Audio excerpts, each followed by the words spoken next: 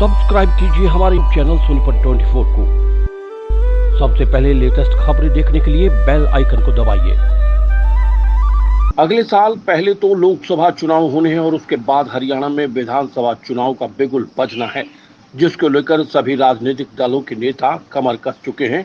और एक तरफ तो भारतीय जनता पार्टी के आला नेता और देश के गृह मंत्री अमित शाह हरियाणा के सिरसा से चुनावी शंखनाद करने जा रहे हैं, तो दूसरी तरफ कांग्रेसी नेता और राज्यसभा सांसद दीपेंद्र सिंह हुड्डा चुनावी मैदान में कूद चुके हैं। और सोनीपत के कार्यकर्ताओं के आवासों पर जाकर दीपेंद्र सिंह हुड्डा ने आगामी चुनाव की तैयारियां शुरू कर दी हैं।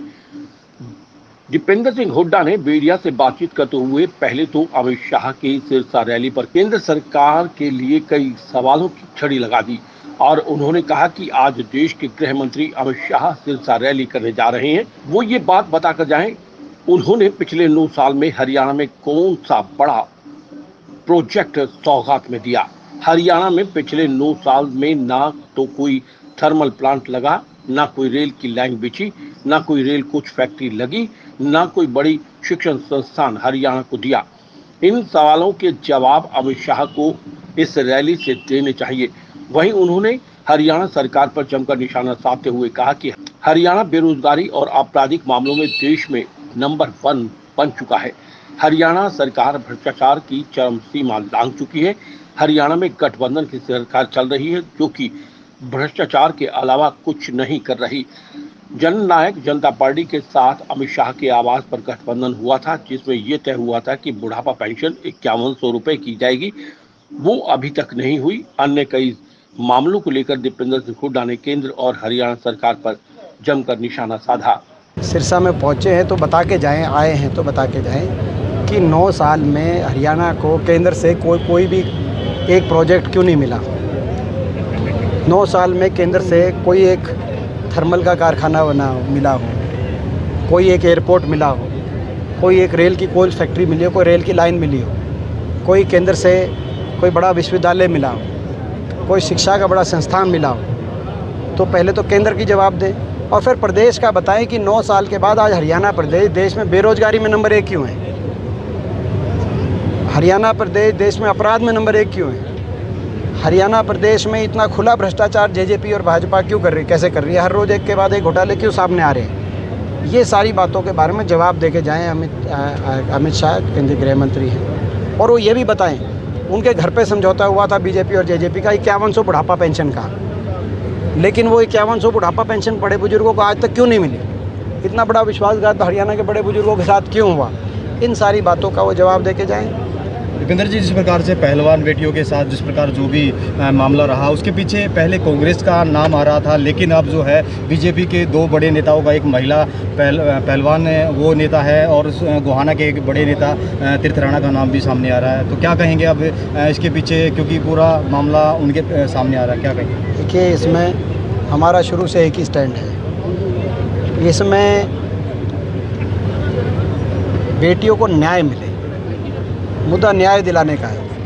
वो केंद्र सरकार के लिए राजधर्म होना चाहिए था कि बेटियों को न्याय दिलवाते, आरोपी को तुरंत गिरफ्तार करते, उससे पूछताछ कर होनी चाहिए थी और तुरंत। लेकिन कहीं ना कहीं सरकार बीजेपी सांसद को बचाने का सरकार ने काम किया। एफआईआर तक भी सुप्रीम कोर्ट के कहने पर ही एफआईआर हुई, उसके बाद इतना लंबा समय दिया गया। और इसीलिए होता है अरेस्ट कि भाई किसी ना किसी जो है उसको ना गवाह को इन्फ्लुएंस ना किया जाए, किसी जो है अपना कोई विक्टिम को वो ना किया जाए। लेकिन अब आरोप लग रहे हैं कि जो एक जिनके एक तरफ से एफआईआर थी उनको प्रभावित करने के प्रयास किए गए तरीके से। तो कहने का मतलब ये राजधर्म नहीं निभाया गया है। इस मामले में न्याय बेटियों के साथ नहीं हुआ है। इसके लिए केंद्र सरकार को सोचना चाहिए, क्योंकि बेटी बचाओ बेटी पढ़ाओ का नारा कहीं ना कहीं खोखला दिखाई दे रहा है। अगर कोई बीजेपी का एमपी है, मंत्री अगर आरोपी है ऐसे मामलों में, उस पर एफआईआर ही नहीं होगी तो सुप्रीम कोर्ट से पहले तो क्या साधारण बेटियों को सुप्रीम कोर्ट तक जाना पड़ेगा। ये तो हमारे देश की रेसलर्स थी, उनको भी कपिल सिब्बल और ऐसे वकील मिले। क्या नॉर्मल, क्या वो कैसे अपने एफआईआर कराएंगे। क्या संदेश देना चाह रही है बीजेपी। बहुत गलत हुआ है। बेटियों को न्याय मिले, बेटियों की न्याय की लड़ाई में बेटियों के साथ हैं। जेजेपी बीजेपी पे आपने कहा है, जिस तरीके से सोनीपत में भी गत दिनों पहले रैली हुई है, जेजेपी की अलग हुई है और बीजेपी का कोई उद्घाटन था उसमें हुए, उसको लेके आप क्या मानते हैं कि देखिए ये तो अपना इनका तो चल रहा है, जो इसमें अलग अलग पार्टियाँ उनकी तो रैली अलग हो उसके मायने नहीं है। लेकिन बात यह कि सरकार की, गठबंधन की जो सरकार है, ये सरकार की जो परफॉर्मेंस जो रही है, ये सरकार, इस सरकार ने हर वर्ग के साथ विश्वासघात किया है। 5100 पेंशन बूढ़ों के साथ, बड़े बुजुर्गों के साथ विश्वासघात किया 5100 पेंशन के नाम पे। किसान आंदोलन में किसान के साथ विश्वासघात किया।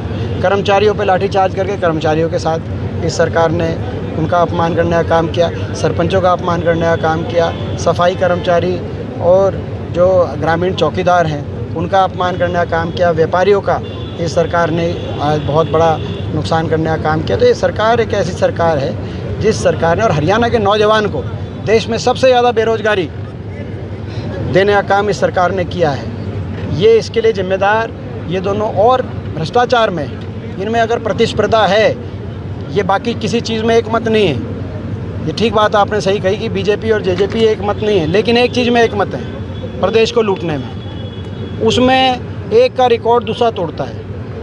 एक दिन मुख्यमंत्री जी के कार्यालय के इनके ओएसडी के कांड निकलते हैं कि ये भ्रष्टाचार में ये ज़मीन का घोटाला करके, तो अगले दिन जेजेपी के ये निकलते हैं कि भाई शराब घोटाले में ये कांड करके। तो ये खुली छूट मिल गई एक दूसरे को।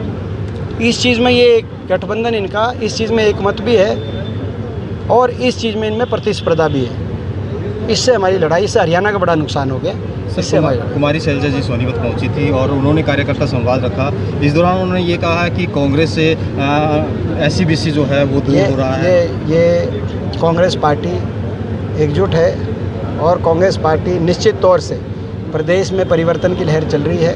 कांग्रेस पार्टी चौधरी भूपेंद्र सिंह हुड्डा जी के नेतृत्व में 2024 में प्रचंड बहुमत के साथ सरकार बनाने जा रही है।